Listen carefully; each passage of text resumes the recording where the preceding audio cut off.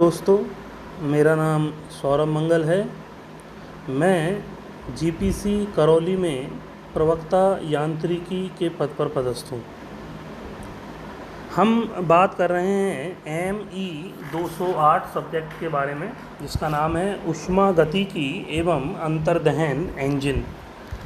चलिए, यहाँ पर हम बात कर रहे हैं विभिन्न प्रकार की प्रोसेसेस के बारे में। तो देखिए, लास्ट जो लेक्चर था उसमें मैंने बात की थी स्थिर दाब और स्थिर आयतन प्रक्रम के बारे में, कि स्थिर दाब वाले जो प्रक्रम होता है, स्थिर दाब का जो प्रक्रम है उसमें आपने अगर पिछला वाला पढ़ा होगा तो आपको याद होगा कि स्थिर दाब में जो चेंज इन इंटरनल एनर्जी होता है वो होता है साहब MCV delta. Let me write down. ये होता है साहब स्थिर दाब में, मतलब बात कर रहा हूँ मैं कांस्टेंट प्रेशर की। तो कांस्टेंट प्रेशर में देखिए जो डेल्टा U होता है वो होता है साहब MCV डेल्टा T होता है जी, ठीक है। और अगर बात करी जाए वर्क की, तो देखिए कांस्टेंट प्रेशर में जो वर्क होता है वो होता है PV2 माइनस V1 होता है जी, राइट। ये आपका होता है इस तरीके से, ओके। अब जो हम बात करने वाले हैं वो एक्चुअली है आइसोथर्मल प्रोसेस। देखिए, कांस्टेंट वॉल्यूम प्रोसेस पर तो जब वॉल्यूम ही चेंज नहीं होगा तो वर्क तो ज़ीरो हो जाएगा, इंटीग्रेशन PdV, राइट।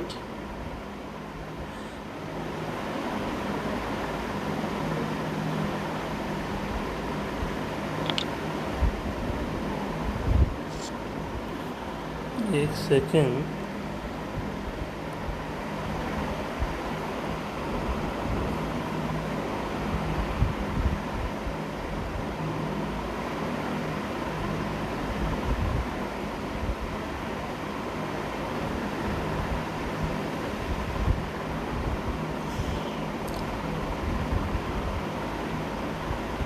ओके चलिए, अब हम देखते हैं कि आइसोथर्मल जो प्रोसेस है वो कैसे उसमें जो है वर्क का कैलकुलेशन किया जाता है। तो जैसा कि आप देख सकते हैं कि सबसे पहले तो इस प्रक्रम में तापमान जो है कांस्टेंट रहता है। तो हमको पता है कि जो आइडियल गैस इक्वेशन होती है वो होती है साहब PV = mRT। तो M और R तो कांस्टेंट है ही है, और टेम्परेचर भी अगर कांस्टेंट होगा तो आपका जो PV है वो भी क्या हो जाएगा जी, कांस्टेंट हो जाएगा। तो अगर PV कांस्टेंट हो जाएगा तो यहाँ से लिख सकता हूँ कि मैं P1V1 = कितना आ जाएगा जी, P2V2 आ जाएगा, ठीक है। अब देखिए, जो वर्क जो होता है वो होता है इंटीग्रेशन PdV। तो देखिए, अगर कांस्टेंट टेम्परेचर प्रोसेस होगा तो इस तरीके से कुछ चेंज होगा, ये 1 से 2 तक यहाँ पर, राइट। तो बेसिकली इंटीग्रेशन PdV जो है और कुछ नहीं है, ये जो एरिया है इसी को ही हमको कैलकुलेट करना है, और यही हमको क्या बताएगा, वर्क के बारे में बताएगा, राइट। तो यहाँ से देखिए PV = कांस्टेंट है, तो P मैंने रख दिया कांस्टेंट बाई V। अब डेल्टा W जो है वो हो जाएगा, P की जगह आप कांस्टेंट बाई V रख दीजिए, तो ये हो जाएगा C इंटीग्रेशन dV/V। तो अगर आप इसको इंटीग्रेट करोगे तो ये आ जाएगा C ln V2/V1। अब देखिएगा जी, ये आपका V नहीं है, ये है आपका C। तो P1V1 = P2V2 क्या होता है, कांस्टेंट होता है। तो आपने क्या किया कि कांस्टेंट की जगह P1V1 रख दिया, तो ये आपका जो है फार्मूला बन के तैयार हो गया कि जो वर्क होता है वो आपका कितना हो जाता है,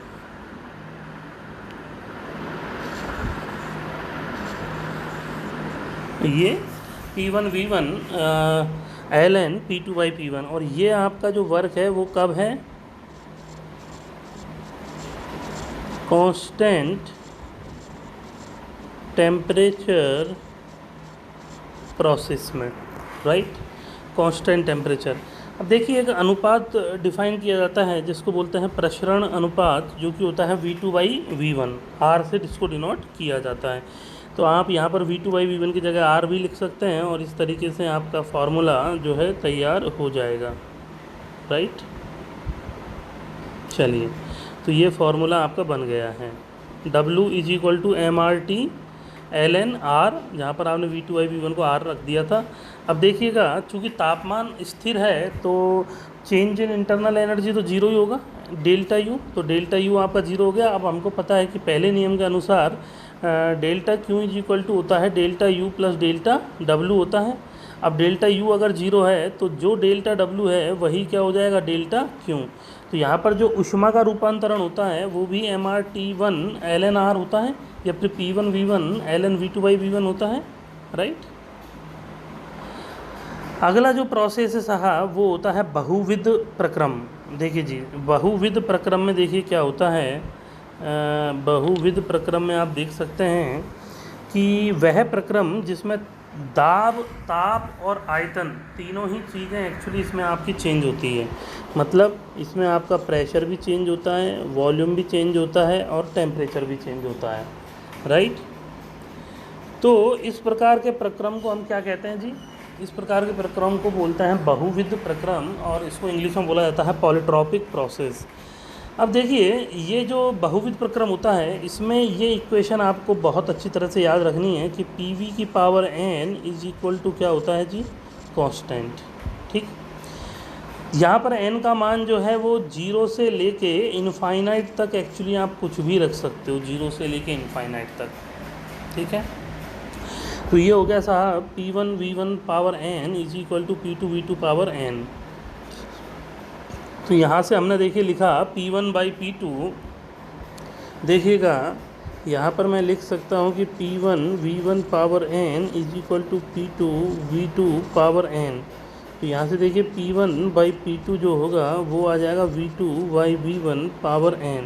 तो ये देखिए जो V1/V2 लिखा हुआ है गलत है, ये एक्चुअली V2/V1 है, और V2/V1 हमको पता है किसके बराबर होता है, R के बराबर होता है। तो P1/P2 = R पावर n आ गया। अब देखिए वर्क जो होता है वो तो इंटीग्रेशन, ये आपका W यहाँ पर गलत लिखा हुआ है, ये dV है, तो ये डेल्टा W = इंटीग्रेशन PdV हो जाएगा। तो अब अगर हम वही सेम तरीके से यहाँ पर अगर कैलकुलेशन करेंगे, मतलब आपको वही P की जगह C/Vn रख देना है और फिर dV/Vn हो जाएगा। फिर आप इंटीग्रेट कर दोगे, फिर कांस्टेंट आएगा, उस कांस्टेंट को आप बराबर पुट कर दोगे वैल्यूज़ को, तो आपको इस तरीके से जो है सब कुछ मिल जाएगा, राइट। इस तरीके से आपको सब कुछ मिल जाएगा यहाँ पर, ठीक है बात। तो ये रहा आपका वर्क का फॉर्मूला, जो कि है P1V1 - P2V2 n-1। समझ गए बात।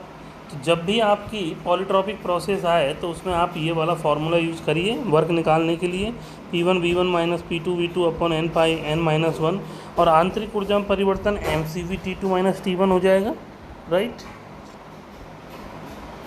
mCV T2 - T1 हो जाएगा। यहाँ से आप देख सकते हैं कि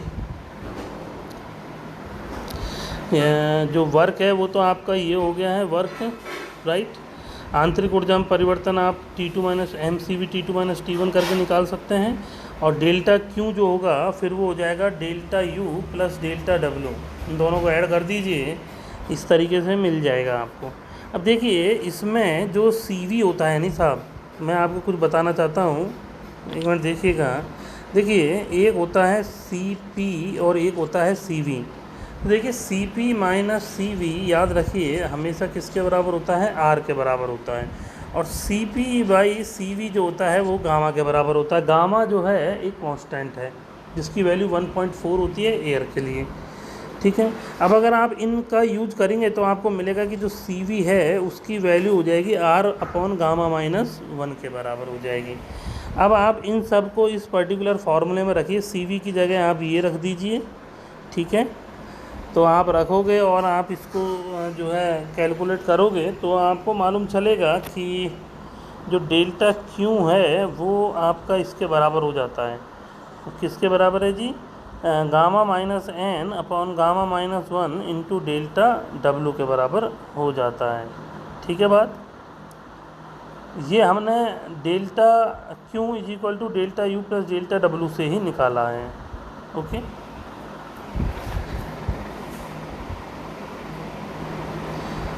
हम देखेंगे साहब, अब आपने इसको और ज़्यादा थोड़ा सा मॉडिफाई करेंगे तो आप इसको इस फॉर्म में भी निकाल सकते हैं। Delta Q is equal to N minus gamma upon N minus one into delta U की फॉर्म में भी निकाल सकते हैं।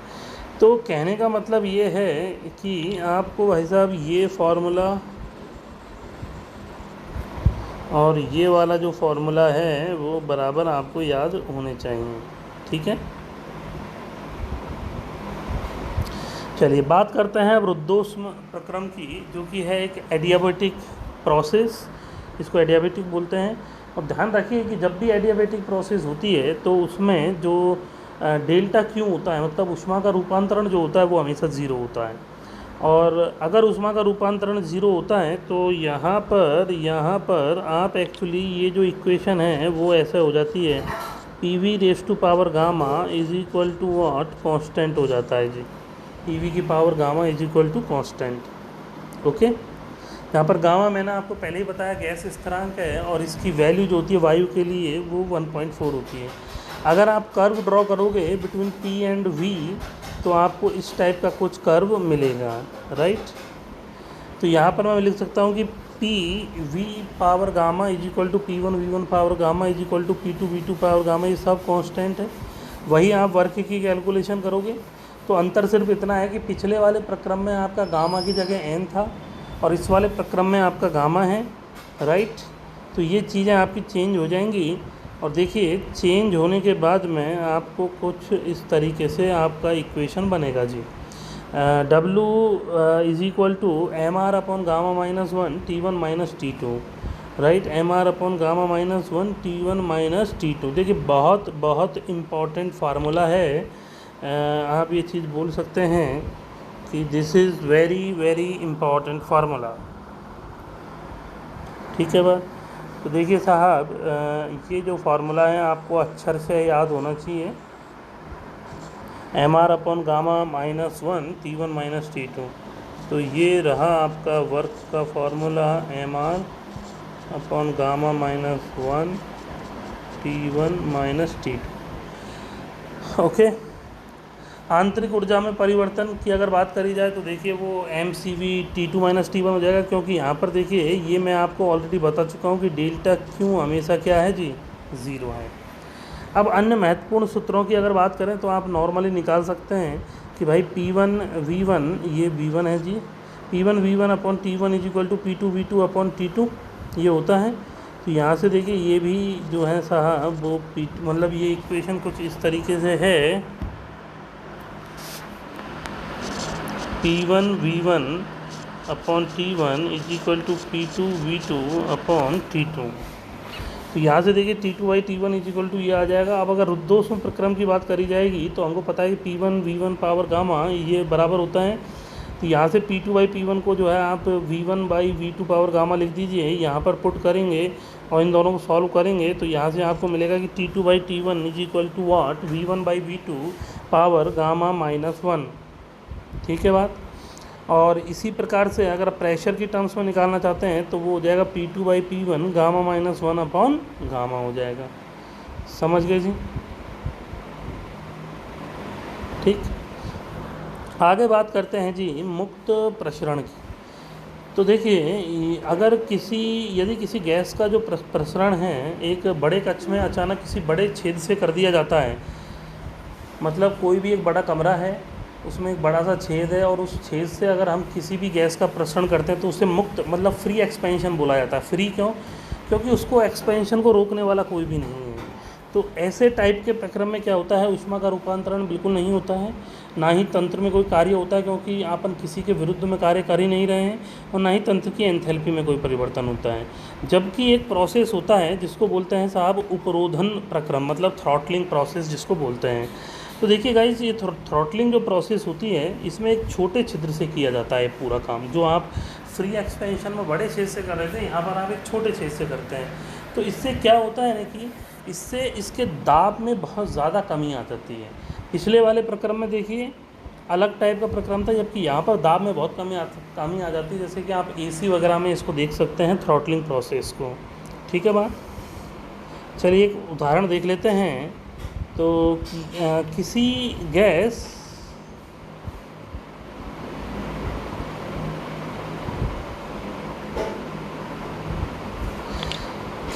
की निश्चित मात्रा का घर्षण रहित तरीके से स्थिर दाब पर संपीड़ित किया जाता है।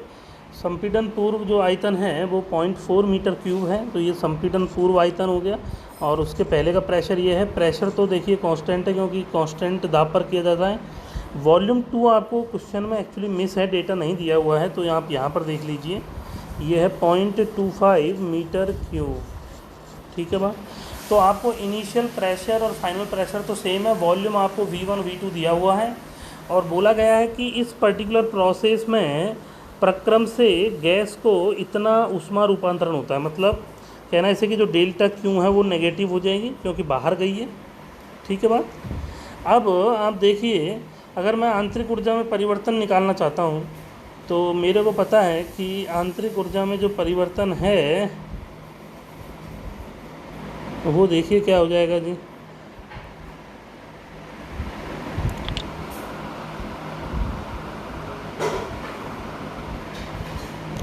तो देखिए साहब, आंतरिक ऊर्जा में परिवर्तन, इसके लिए हमको Q = डेल्टा U + W, जो हमारा थर्मोडाइनमिक्स फर्स्ट लॉ है, वो लगाना होगा। यहाँ पर वर्क जो है वो हो जाएगा इंटीग्रेशन PdV, क्योंकि कांस्टेंट प्रेशर पर है। यहाँ से हमने वर्क निकाल दिया। अब हम क्या करेंगे, यहाँ पर हम वर्क रख देंगे। क्यों हमको पता है कि माइनस है, और यहाँ से हम डेल्टा U में निकाल देंगे। तो जब हम डेल्टा U निकालेंगे तो हमको मालूम चलेगा कि it will be what 21.5 kilo joule, जो कि है माइनस के साथ। यानी कि ये है आपकी लॉस ऑफ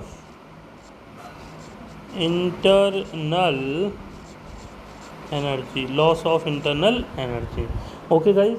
तो यहाँ पर आपकी जो अलग अलग टाइप की प्रोसेसेज है ये ख़त्म हो जाती है। चलिए मिलते हैं नेक्स्ट लेक्चर में। Thank you, bye bye.